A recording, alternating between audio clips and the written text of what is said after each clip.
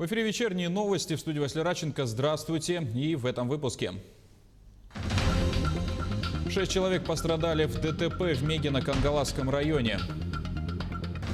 Массовые заражения коронавирусом выявлены в Вилюйске.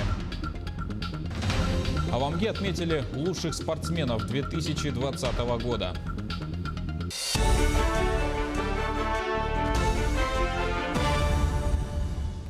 Шесть человек пострадали в ДТП в Мегино-Кангаласском районе Якутии. Их доставили в центральную больницу в село Майя. На 44-м километре федеральной автодороги Колыма произошло столкновение автомашин Toyota Hiace и Toyota Ipsum. Водитель Toyota Hiace направлялся из Якутска в Татинский район. Он в 2020 году попадал в поле зрения инспекторов ГАИ 24 раза. Именно столько административных материалов, в том числе за превышение скорости, на него было составлено за 12 месяцев. В настоящий момент двоих человек отпустили домой на амбулаторное лечение. Состояние двух пациентов оценивается врачами как тяжелое, еще двоих средней степени тяжести. В Горном районе вынесен приговор по уголовному делу о ДТП, повлекшем смерть двух человек и причинении тяжкого вреда здоровью одному пострадавшему. Обвиняемому 35-летнему мужчине вменили вину по статье 264 УК РФ. Его приговорили к 4 годам лишения свободы в колонии поселений.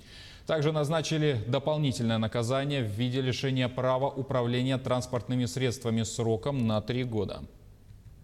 В судебном заседании подсудимый вину признал частично, показав, что в дорожно-транспортном происшествии был виноват также водитель автомашины Toyota Duna. Между тем, государственным обвинительным суду представлены неопровержимые доказательства вины подсудимого в происшедшем дорожно-транспортном происшествии. Стоимость проезда в столичных автобусах подорожает в среднем на 2 рубля с 1 января. За наличный расчет поездка обойдется в 30 рублей. Также на 2 рубля повысится цена по транспортной карте с 23 до 25 рублей и банковской карте с 28 до 30. На 1 рубль увеличится стоимость по проездным билетам, а по картам «Спутник» тариф остался на прежнем уровне – 23 рубля. Такое решение было принято из-за повышения НДС, цены на топливо и запчасти, говорится в сообщении. 6 из 9 наслегов Среднеколымского района остались без свежих продуктов в преддверии новогодних праздников. В социальных сетях распространилось сообщение от жителей села Сылгы-Итар, которые пожаловались на отсутствие в местных магазинах фруктов и овощей. И это накануне празднования Нового года. Зимники к селам еще не пробиты, зеленые рейсы до них не дошли. Глава наслега Егор Савинов информацию подтвердил и сообщил нам, что заявку на зеленый рейс лично подавал напрямую в Якут-Опторг. В Якут-Опторг была направлена заявка на выполнение зеленого рейса. В середине декабря на вопрос, будет ли выполнен зеленый рейс с филиала Якут-Опторг города Среднеколымска, был дан ответ, что в этом году в связи с отсутствием финансирования зеленые рейсы не будут выполняться. В нашем Среднеколымском улусе есть 9 поселений с разными расстояниями от районного центра. Из этих поселений только 3 наслегам доставили зеленый рейс. Мы не знаем, кто принял такое решение и кто выбирал эти 3 наслега. В данное время зимник еще не открыт. Обещают открыть в начале января. И понятно, что 50-градусный мороз, фрукты, овощи везти на снегоходах невозможно. В итоге на сегодня зеленые рейсы в районе выполнены лишь в 3 наслега Среднеколымского района. Мы обратились за комментарием в Якут-Опторг. Оказалось, что угроза срыва новогоднего застолья колымчан произошла всего лишь из-за бюрократических проволочек. Правилам заявка должна быть подана в Министерство сельского хозяйства. И потом объединенная заявка должна быть доведена до нас. Вот в этой ситуации получилось, что безликая заявка жителей Сылгы-Итар попала напрямую к нам, и в этой заявке нет объемов поставок зелеными рейсами. Поэтому она не попала в план. Все плановые работы по доставке в Среднеколымский улус мы выполнили. В общем количестве слетало 5 самолетов, в 3 населенных пункта мы доставили.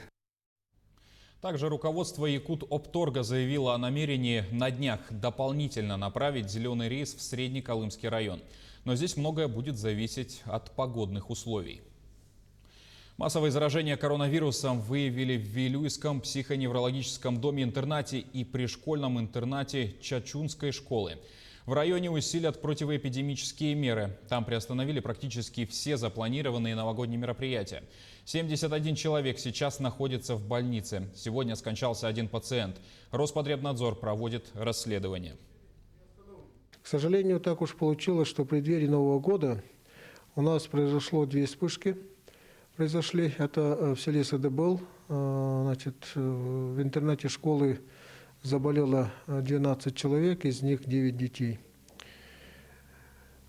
И второй случай, еще более такой очень тяжелый, это, конечно, дом-интернат в селе Сосновка. Там заболело 46 человек.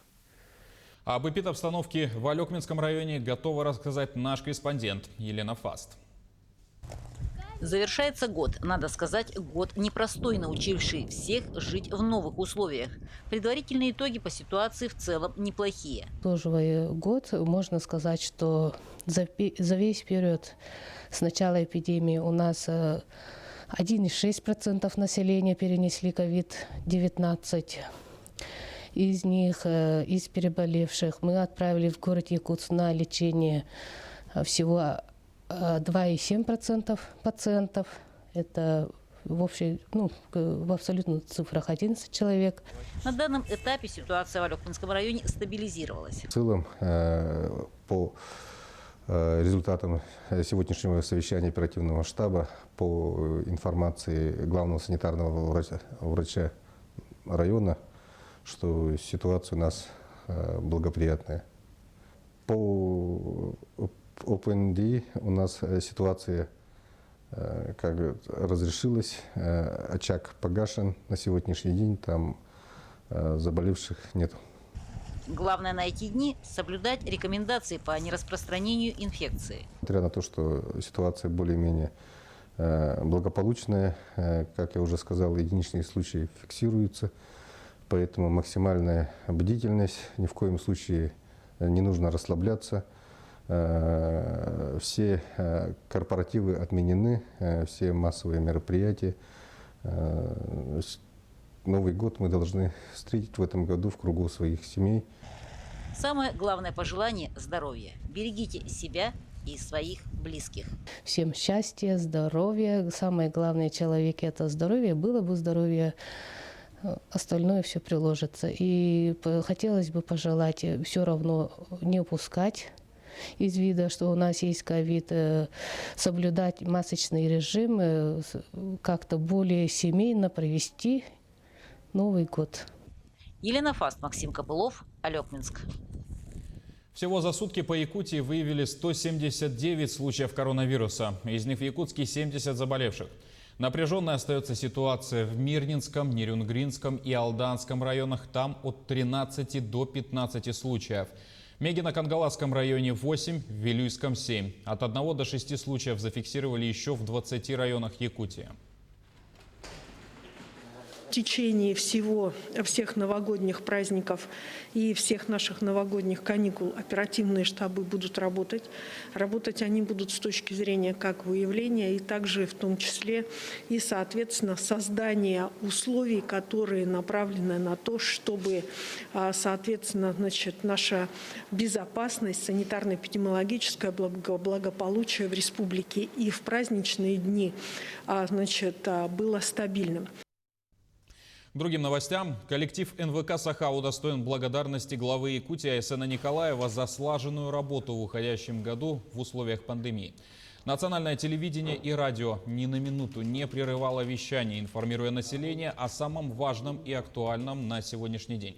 Также глава региона поблагодарил коллектив НВК «Саха» за победу во всероссийском телевизионном конкурсе ТЭФИ-регион-2020 номинации «Телевидение и жизнь» за проект «Игры Дыгына». Благодарности главы региона удостоены Власий Сергеев, ведущий программы дирекции эфирного вещания, и Александр Маркин, режиссер дирекции эфирного вещания НВК «Саха». Это результат работы большого количества людей. То есть, когда мы снимали «Игры Дыгына», это, безусловно, спортивное состязание, которое каждый год ждут все, не только любители спорта, но и все жители республики. И на трансляциях мы взяли за основу трансляцию игр и отправили специальную версию на этот конкурс. Над созданием этой трансляции работало очень много людей. Это режиссеры повторов, операторы, корреспонденты, комментаторы. Это, как отметил на встрече Олег Олегович, это свыше 40 человек. И это общая победа, и мы очень рады.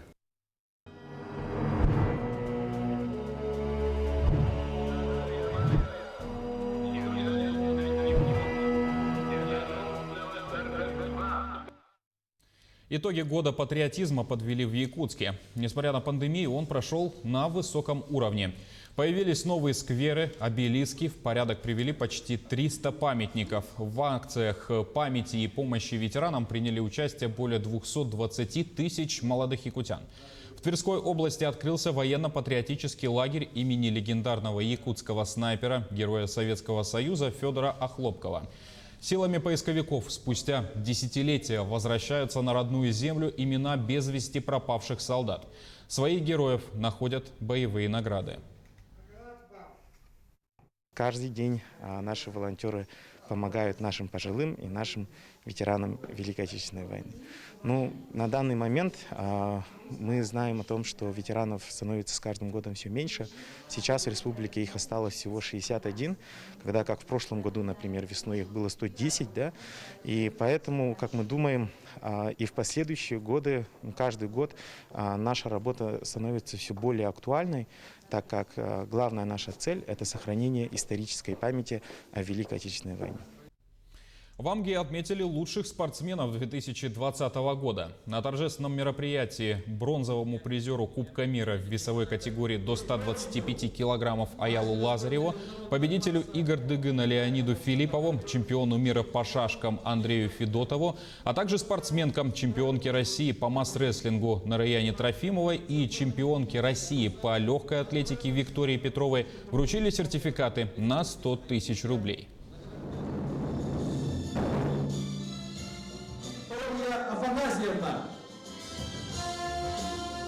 Мероприятие проводится каждый год по итогам спортивного года. В этом году мы выбрали 5 лучших, чествовали 5 лучших спортсменов, чемпиона мира, чемпиона Кубка мира, 2 чемпионов России и чемпиона игр Дыгына.